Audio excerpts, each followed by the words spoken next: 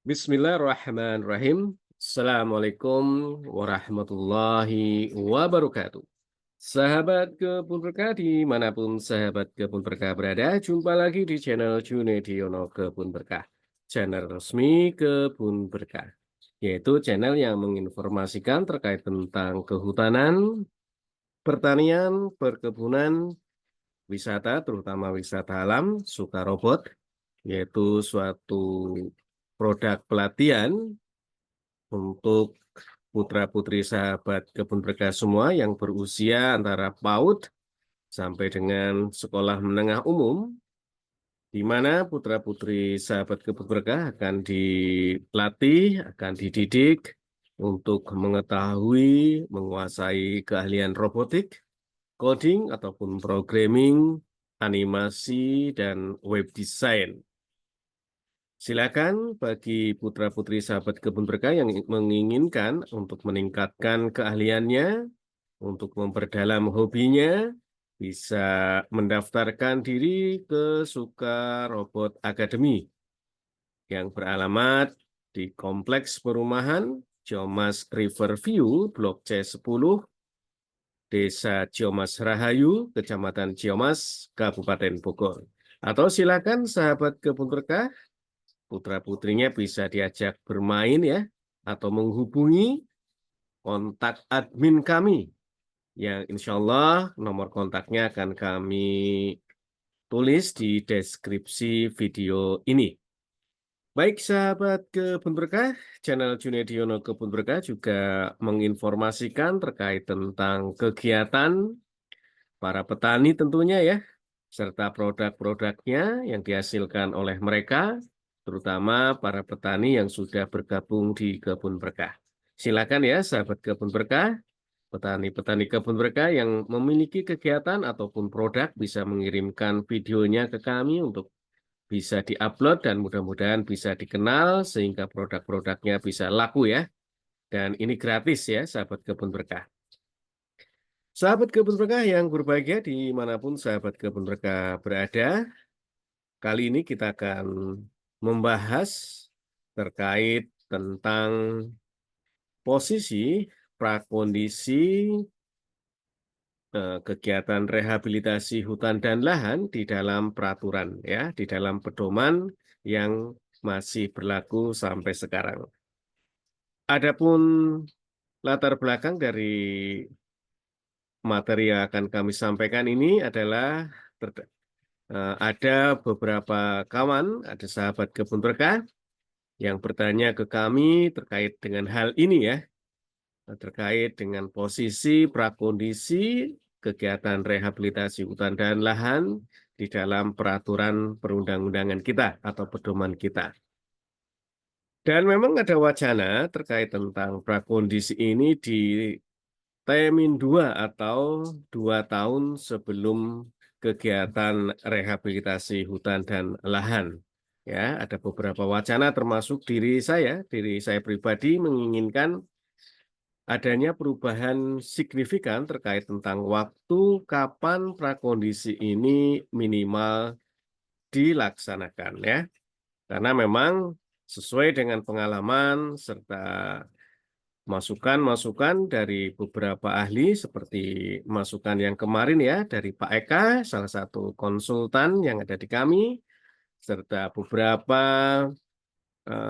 kawan, rekan-rekan kami, sahabat-sahabat Kebun Berkah ya, yang menginformasikan dan memberi saran bahwa prakondisi ini memang jauh-jauh waktunya sebelum dilakukan eh, penanaman lah ya, sebelum dilakukan penanaman di dalam kegiatan rehabilitasi hutan dan lahan maupun kegiatan-kegiatan yang lain yang memang menjadi pokok kegiatan rehabilitasi hutan dan lahan.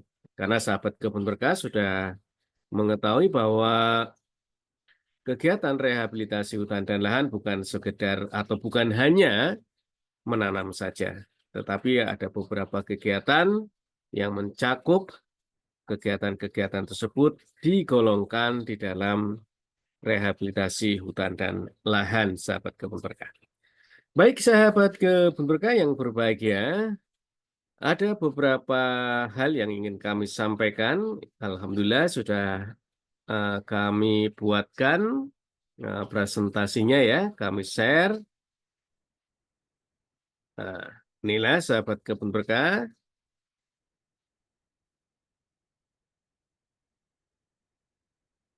Sahabat kebun berkah, ini adalah alur apa namanya? eh, alur kegiatan RHL ya. Mohon maaf ini sahabat kebun berkah salah menge-share ya. Nah, ini dia sahabat kebun berkah.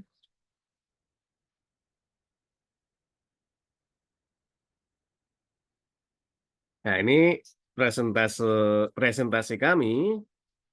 Ini mohon maaf ini ya, tanggal Bogor 13 sampai 14 Juni belum dirubah ya. Ini adalah judul presentasinya adalah prakondisi di manakah posisinya dalam peraturan. Ya, ini jadi dilatar belakangi oleh pertanyaan-pertanyaan dari sahabat kebun berkah. Ada juga wacana prakondisi ini dilakukan T-2 atau 2 tahun minimal sebelum dilakukan penanaman. Karena memang banyak sekali hal-hal yang harus disamakan persepsinya, harus ditingkatkan kemampuannya dan ditingkatkan kekompakannya serta hal-hal yang lain yang memang memerlukan waktu yang tidak gampang ya atau tidak singkat. Jadi judul ini adalah prakondisi di manakah posisinya di dalam peraturan. Apabila kita tengok sahabat kebun berkah ada dua peraturan yang sangat terkait dengan kegiatan rehabilitasi hutan dan lahan secara teknis yaitu peraturan nomor 10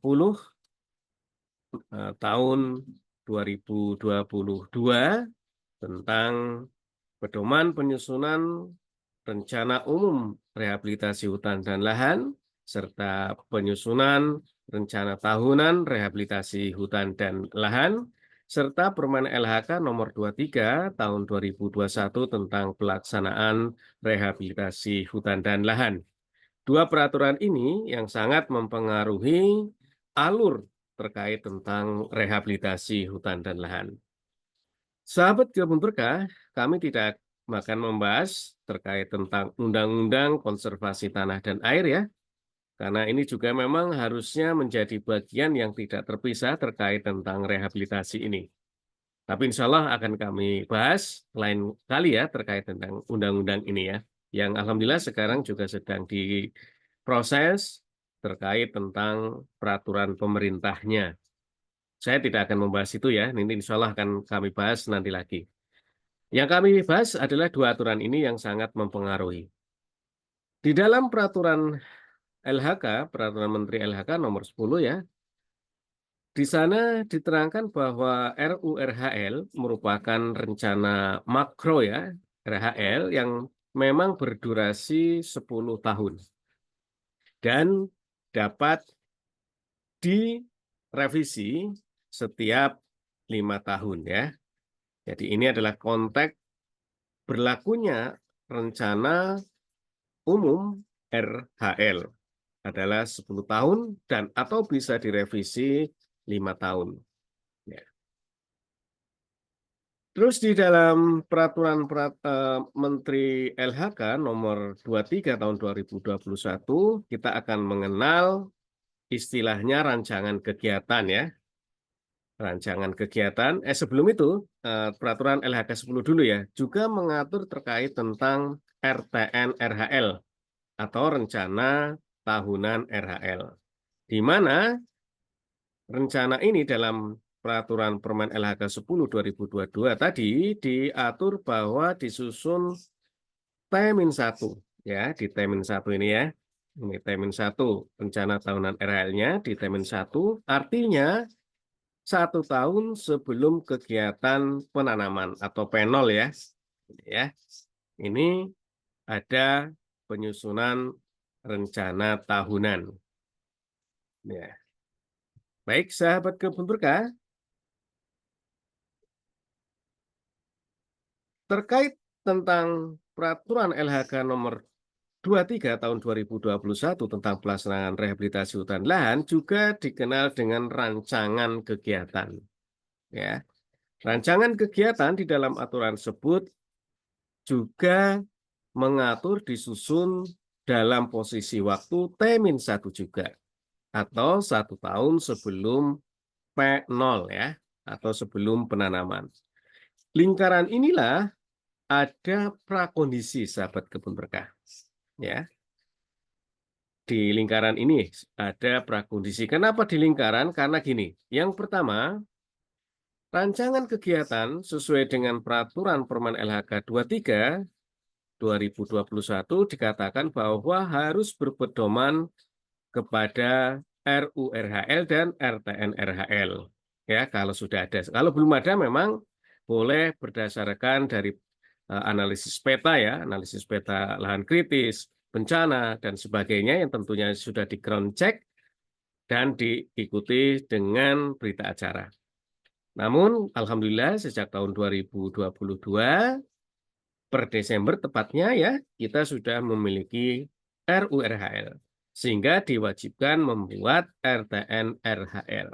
Jadi yang tadi alternatif kedua sudah tidak ada lagi karena sudah ada RURHL atau RTN-RHL. Jadi rancangan kegiatan minimal secara lokus itu harus berada di RTN-RHL ya. Dan RTN-RHL ini lokusnya harus berada di RURHL. Inilah kaitannya. Berarti RTN-RHL yang kita bentuk atau kita susun harus didahului atau mendahului dari rancangan kegiatan. Karena rancangan kegiatan ini bersumber dari rancangan RTN tadi ya. Nah, jadi tata waktunya, kalau kita lingkaran ini kita pecah, maka di sini adalah RHL, terus titiknya satu lagi posisi ada RTN-RHL, dan posisi titik berikutnya adalah rancangan kegiatan. Nah, ini mudah-mudahan sudah jelas ya. Ketika bicara soal rancangan kegiatan, rancangan rehabilitasi hutan, berdasarkan Peraturan Menteri Lingkungan Hidup nomor 23 tahun 2021, memang merupakan tahapan-tahapan sahabat kebun berkah ya. Salah satunya adalah didahului dengan prakondisi. Nah, ya. Jadi rancangan kegiatan itu berdasarkan prakondisi sahabat kebun berkah. Rancangan kegiatan berdasarkan prakondisi. Artinya apabila kita membuat alur, maka akan tersusun yang titik pertama adalah tetap RHL, rencana umum RHL. Titik keduanya adalah rencana tahunan RHL, ya, RTN RHL. Titik yang ketiganya baru rancangan kegiatan. Dan di tengah-tengah antara RTN RHL dan rancangan kegiatan, posisi prakondisi, ya. Seperti itu, sahabat kebun berkah. Ini sama-sama kegiatannya di timing 1. Ya, ini kalau kita dasarkan pada dua peraturan tadi. Dua peraturan Permen LHK nomor 10 2022 penyusunan RURHL dan RTN RHL, serta peraturan yang satu adalah peraturan LHK Menteri LHK nomor 23 tahun 2021. Kita combine ya. Jadi kita posisinya sekarang sudah ngerti. Ternyata dengan mengcombine itu, posisi prakondisi berada di antara RTN RHL dan rancangan kegiatan. Ya, RTN RHL dan rancangan kegiatan yang sama-sama posisinya pada T-1. Ini kedudukan di dalam pedoman ya. Kalau kita analisis terkait dengan dua aturan tadi. Sedangkan memang berdasarkan pengalaman-pengalaman yang ada, sahabat kebun berkah, kita memerlukan banyak waktu untuk melakukan prakondisi tadi, sahabat kebun berkah. Nanti kegiatan prakondisi itu apa ya? Nanti akan kita jawab. Kita akan terangkan lagi ya.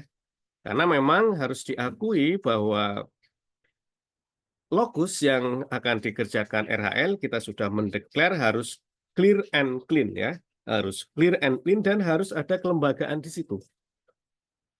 Artinya memang posisi untuk melakukan prakondisi itu sangat-sangat diperlukan waktu ya.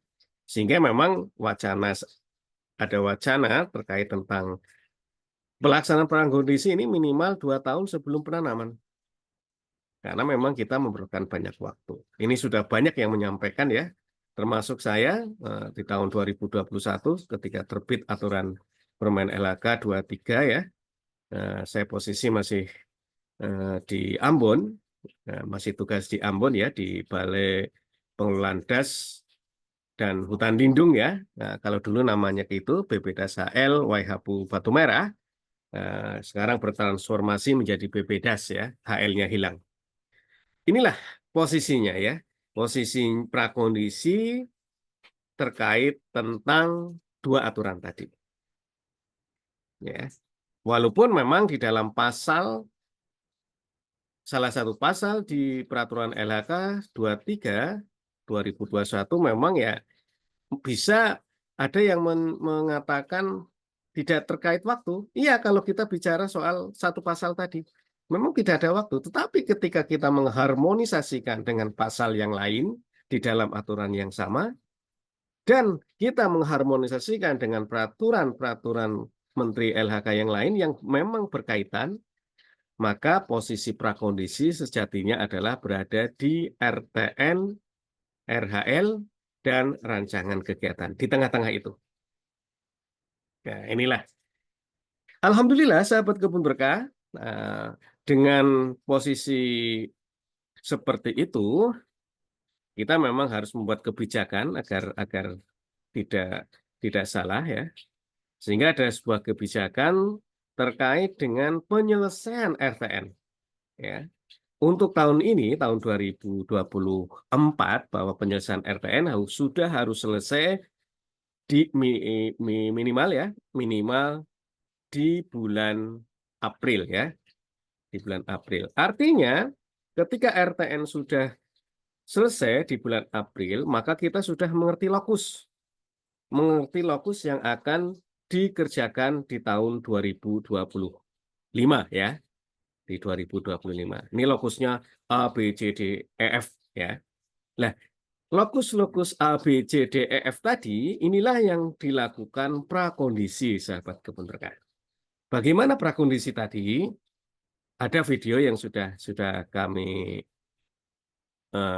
share ya, upload di channel ini ya, dengan judul Pentingkah Sekolah Lapang pada Kegiatan Rehabilitasi Hutan. Silakan sahabat kebun berkah bisa mengklik itu ya.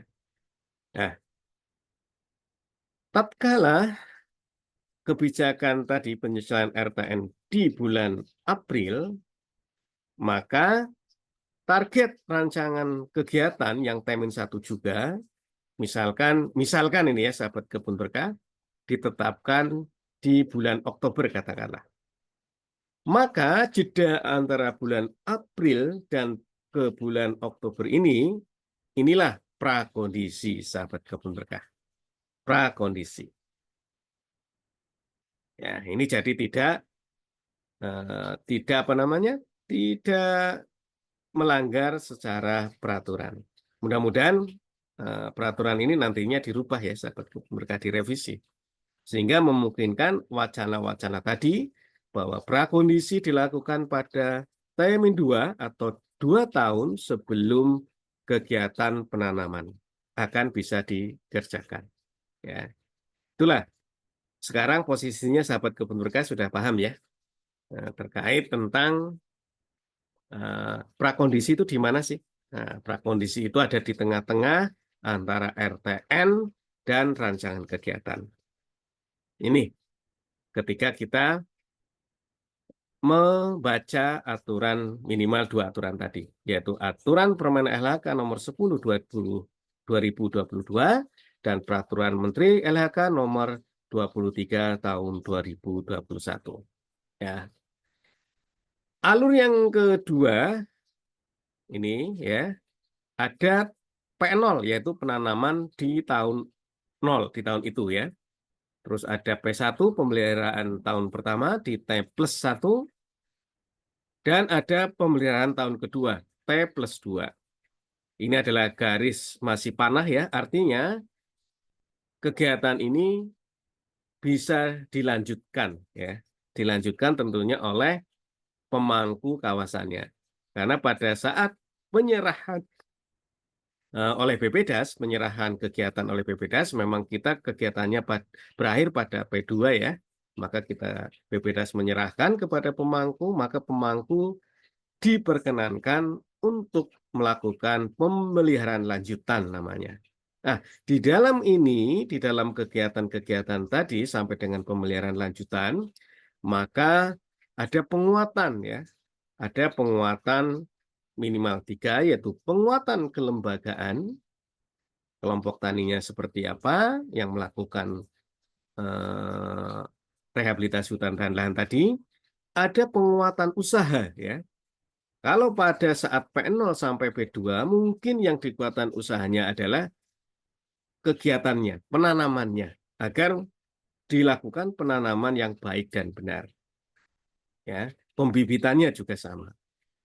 Harus menghasilkan bibit yang berkualitas, katakanlah. Untuk menunjang apa? Menunjang keberhasilan rehabilitasi hutan dan lahan. Nah, ya. Dan yang terakhir minimal adalah adanya penguatan kawasannya. Karena RHL ini berada di kawasan hutan, tentunya menjadi kawasan yang mantap. Bukan hanya legalitasnya, tapi legitimitednya ya, pengakuannya. Nah, menjadi sebuah kawasan yang secara legal itu sah, secara legitimated diakui oleh berbagai pihak. Ini akan menjadikan lestari. Ya, karena lestari di dalam kegiatan kehutanan ada jaminan permudaannya, kita nanam ya, menebang sesuai dengan etapnya, pertambahan volumenya misalkan, kita sesuai ya, pertambahannya 1 ya, menebangnya maksimal 1, jangan pertambahannya 1, menebangnya 5 katakanlah. Dan yang ketiga adalah adanya pengakuan ya, kawasan yang dikelola mendapat pengakuan. Inilah beberapa hal yang bisa menjadikan suatu usaha di bidang kehutanan terutama bisa lestari. Ya. Ini tanda panah ini artinya dilakukan secara terus-menerus. Dan ini bisa dilakukan dengan permintaan perizinan persetujuan menteri terkait tentang perhutanan sosial atau pengelolaan perhutanan sosial. Silakan sahabat kebun berkah. Ya, kita bicara ada prakondisi sekarang. Nah, inilah yang dimaksud tadi apabila kita membaca satu pasal saja di dalam Peraturan Menteri LHK 23 2021 memang seperti ini sahabat kebun berkah. Rancangan kegiatan itu harus didahului prakondisi. Ini benar kalau kita hanya membaca satu saja. Tetapi tadi ada harmonisasi pasal-pasal, ada harmonisasi peraturan yang lain yang memang terkait dengan pelaksanaan RHL. Jadi jangan dihilangkan. Nah, jangan dihilangkan kalau ingin mengatakan bahwa prakondisi itu di A, katakanlah ya, maka kita harus membaca secara keseluruhan terkait pasal-pasal yang berada di Peraturan Menteri LHK 23 2021 dan peraturan yang lain yang mempengaruhi kegiatan RHL atau yang mempengaruhi kegiatan Permen LHK nomor 23 2021. Salah satunya adalah Permen LHK nomor 10 tahun 2022. Inilah tahapan-tahapannya sahabat kebun berkah. Dan ini sudah kami jelaskan di video yang lain ya. Silakan sahabat kebun berkah bisa mengecek, bisa melihat di video-video kami yang lain. Dan ini juga sudah kami jelaskan ya. Ini kami kenapa masih tanda 2 atas dan bawah. Ini tadi karena tadi sama-sama di Temin 1 ya, karena sama-sama di Temin 1, sehingga harus benar-benar mengetahui prakondisi itu tepatnya di mana. Ini juga harus hati-hati ya sahabat kebun berkah, karena tentunya agar apa? Agar kegiatan yang dikerjakan kita itu benar dan agar kegiatan kita itu fokus. Ya, fokus sehingga kalau fokus bisa insya Allah lah ya, bisa mendukung keberhasilan kegiatan tersebut. Ini juga sudah kita jelaskan di video-video sebelumnya. Ini juga sama ya sahabat kebun berkah, kegiatan prakondisi ini, koordinasi, konsolidasi, sosialisasi awal, terus nantinya ada pendekatan-pendekatan entah PRA, RRA maupun PLUP, dan ada metode baru ya, sekolah lapang, akhirnya terbentuk kelompok ya, dan tentunya yang sesuai dengan Permen LHK nomor 89 tahun 2018. Ini harapan-harapan kami ya. Ini sudah kami jelaskan di apa namanya, di video-video sebelum ini ya. Jadi sudah dijelaskan semuanya sahabat kebun berkah. Silakan bisa mengekliknya ya. Oke sahabat kebun berkah, alhamdulillah presentasi saya ya sudah selesai. Mudah-mudahan bisa bermanfaat pada sahabat kebun berkah semua. Dan jangan lupa subscribe dan share channel ini ya. Insya Allah banyak informasi-informasi, banyak gagasan-gagasan, banyak produk yang memang harus kita share kepada kawan-kawan agar produk-produk dari para petani kita bisa laku ya. Dan insya Allah bisa meningkatkan pendapatan mereka. Dan bagi para petani, silakan bisa mengirim ke kami video-video tentang kegiatan, tentang produk, dan bisa diupload di channel ini secara gratis. Ya, gratis. Terima kasih ya, sahabat kebun berkah, dan selamat beraktivitas. Jangan lupa share dan subscribe. Assalamualaikum warahmatullahi wabarakatuh.